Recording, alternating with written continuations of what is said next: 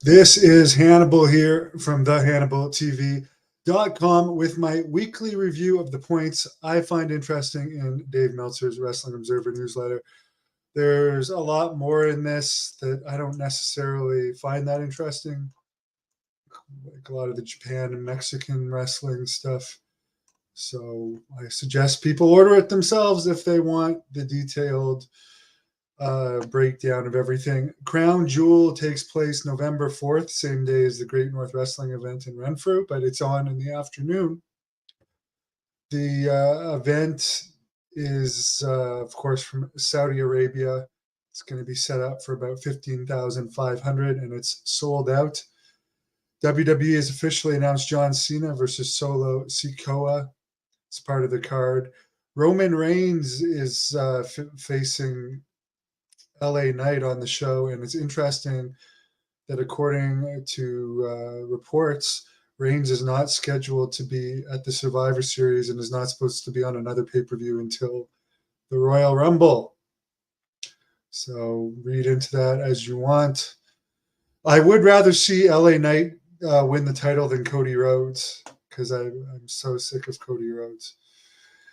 Apparently, the Royal Rumble taking place January 27th in St. Petersburg, Florida at Tropicana Field, the city of St. Petersburg / Clearwater, Hulk Hogan's area, paid $500,000 to get the event, which is lower than the $850,000 that Orlando spent to get the event last year.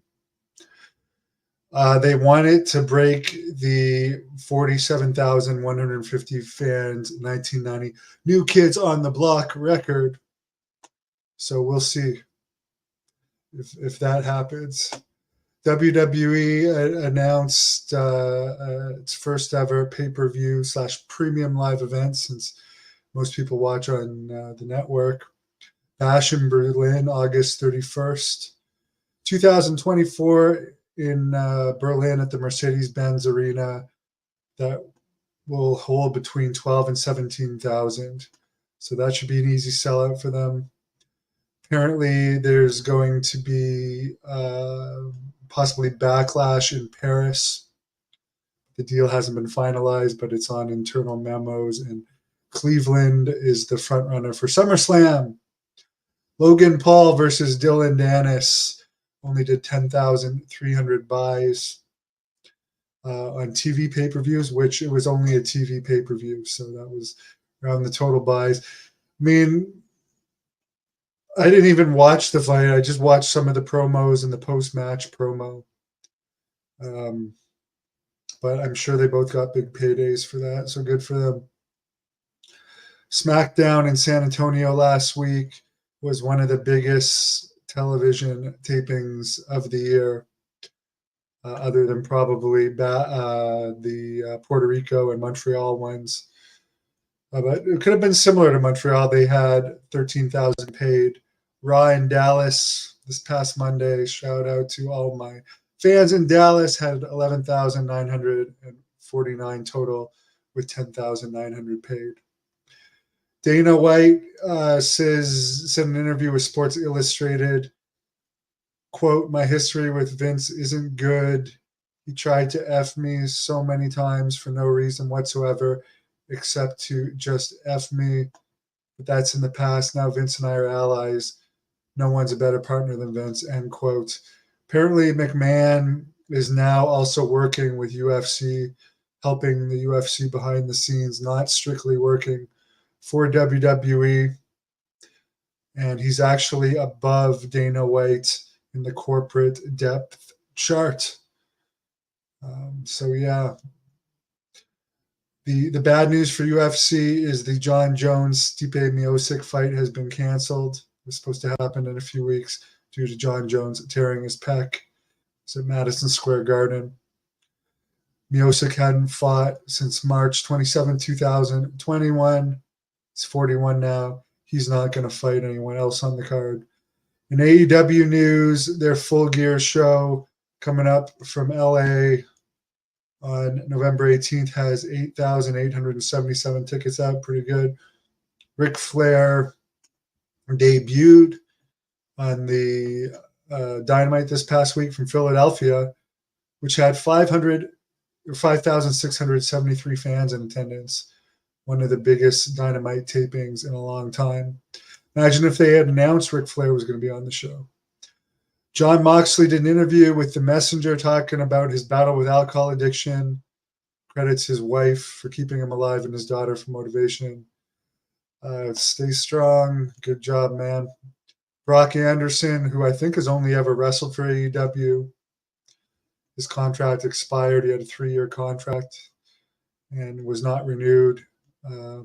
He hadn't wrestled since August, but his contract just expired this past week. So good for him getting paid for sitting at home. Impact on their big quote-unquote UK tour, October the 26th in Glasgow, Scotland, drew 400 fans, which is good for Impact Wrestling. George St. Pierre pulled out of his scheduled December grappling match that was going to be on UFC Fight Pass due to a shoulder injury. Tomorrow in Saudi Arabia, Tyson Fury fights Francis Ngannou in a boxing match. This is a boxing match paid for by the Saudi Arabia government.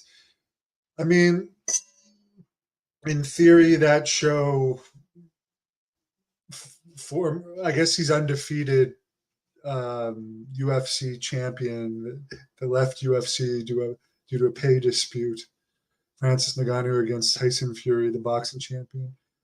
I mean, it may have drawn interest at some point, the UFC champion versus the boxing world champion, but to me, I'm not that interested. I'll watch the highlights, but I did watch the weigh-in where Ngannou was like grabbing at Fury's belly, and Fury's like, "Don't worry about it. It doesn't make a difference," and it's true.